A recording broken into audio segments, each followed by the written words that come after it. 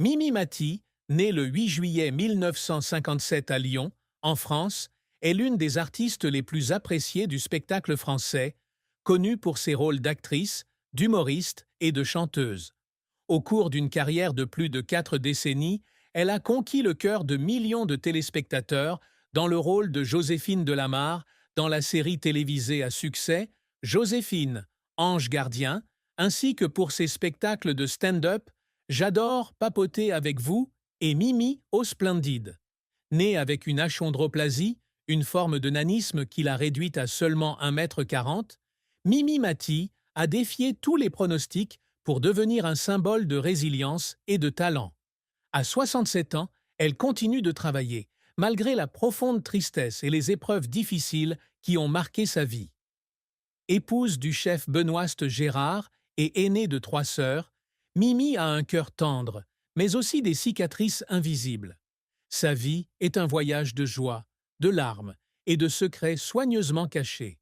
La plus grande tristesse de Mimi Mati est probablement la perte de ses 2 parents, Marcel et Robert Mati, à 2 mois d'intervalle en 2024, ainsi que la pression psychologique d'être jugé par le public sur son apparence et sa santé. Ses parents, qui l'ont toujours soutenu depuis son enfance, ont été sa plus grande source de motivation.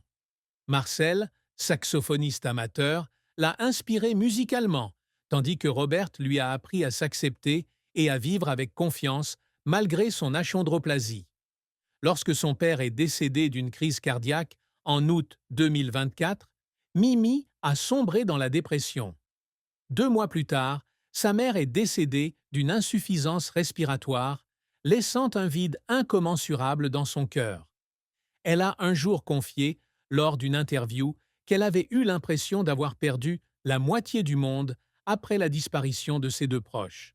Les soirs suivant les funérailles, elle restait assise dans son appartement de Neuilly-sur-Seine, regardant des photos de famille et pleurant en silence, se sentant coupable de ne pas passer assez de temps avec ses parents en raison de son emploi du temps chargé. Cette tristesse s'est aggravée lorsque Mimi a dû faire face aux critiques du public concernant son apparence et sa santé. Naine, elle était souvent scrutée et ridiculisée, notamment sur les réseaux sociaux, où des commentaires malveillants la traitaient de petite personne ou remettaient en question ses talents d'actrice. Un incident particulièrement déchirant s'est produit en 2023, lorsqu'un article de journal a répandu des rumeurs selon lesquelles elle était agressive envers ses fans, ce qui l'a profondément blessée. Elle a pleuré dans son salon en lisant ces commentaires, sentant que ses efforts pour inspirer Joséphine, ange gardien, étaient bafoués.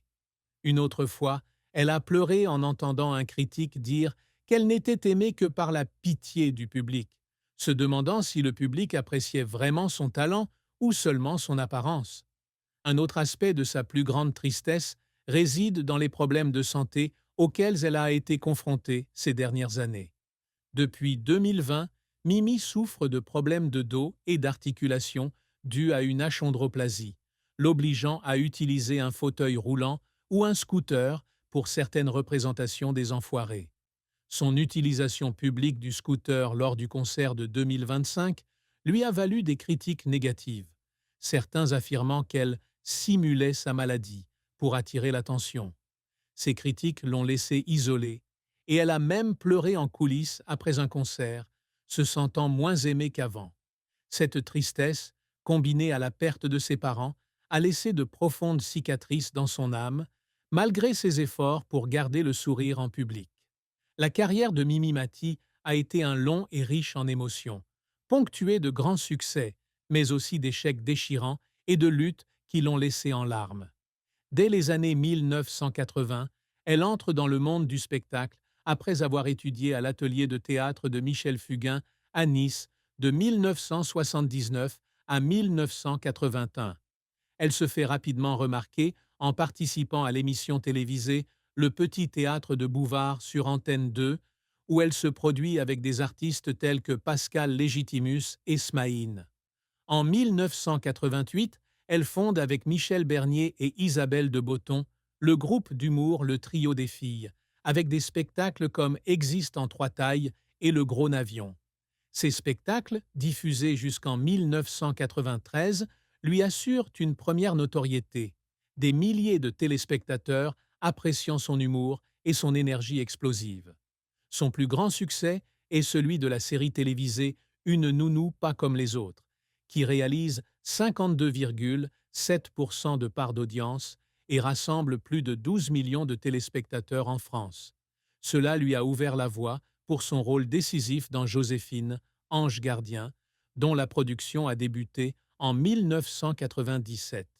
Le rôle de Joséphine Delamarre, un ange gardien qui aide les personnes dans le besoin, a fait de Mimi une icône nationale. La série, qui compte plus de 100 épisodes diffusés en 2025, a enregistré une audience moyenne de 25% et lui a valu de nombreux prix, dont le 7 d'or de la meilleure actrice en 2000. Elle a également joué dans des spectacles de stand-up comme J'adore papoter avec vous et Mimi au Splendide, attirant des milliers de spectateurs dans des salles comme le Point-Virgule et l'Olympia. En 2006, elle a sorti le CD La vie m'a raconté, produit par Patrick Fiori, dont des chansons comme Je chante pour toi ont été saluées par la critique. Cependant, la carrière de Mimi n'a pas toujours été un long fleuve tranquille. Elle a notamment échoué lorsqu'elle a tenté d'obtenir un rôle principal dans le film Les Visiteurs, La Révolution en 2016. Malgré de grandes attentes, son rôle fut critiqué pour son manque de profondeur, et le film ne rencontra pas le succès escompté au box-office. Cet échec la laissa profondément déçue, et elle pleura dans la loge à la lecture des critiques négatives, persuadée qu'elle ne pourrait jamais surpasser l'image de Joséphine. Autre coup dur, son exclusion d'un projet télévisé en 2002, le réalisateur la jugeant trop connue pour jouer des anges, la faisant douter de sa capacité à diversifier sa carrière. Elle passa des mois à perfectionner son jeu d'actrice, suivant des cours de théâtre pour prouver qu'elle était plus qu'une simple humoriste. Les difficultés professionnelles de Mimi furent souvent ponctuées de moments de larmes. Pour préparer Joséphine, ange gardien, elle travailla sans relâche, filmant souvent 14 heures par jour. Un jour, lors du tournage d'un épisode sur une famille ayant perdu un enfant, elle fondit en larmes sur le plateau, non seulement à cause du personnage, mais aussi à cause de ses propres difficultés de jeune femme. Autre moment fort, sa prestation aux Enfoirés en 2020, malgré de fortes douleurs dorsales. Après le spectacle, elle a pleuré en coulisses, épuisée mais désireuse de faire un don au Restaurant du Cœur. Ses efforts, malgré les difficultés, lui ont permis de poursuivre une brillante carrière, avec plus de 15 apparitions aux Enfoirés et le titre de artiste féminine la plus populaire du Journal du Dimanche en 2007. Mimi Mati a connu une fin tragique lorsqu'elle a été contrainte d'interrompre temporairement sa participation aux Enfoirés en 2024 pour des raisons de santé. Membre active de ce programme caritatif depuis 1994, elle s'est produite plus de 15 fois, contribuant à hauteur de plusieurs millions d'euros au Restaurant du Cœur. Cependant, début 2024, des problèmes de dos et d'articulation l'ont empêchée de participer au concert de Bordeaux, une décision qui lui a brisé le cœur.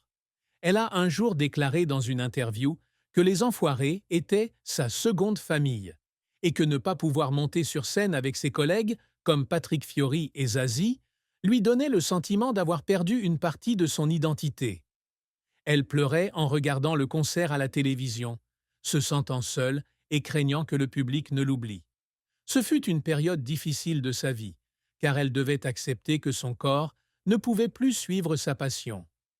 L'amour et le mariage de Mimi Mati furent empreints d'émotion, mêlant joie et profonde tristesse.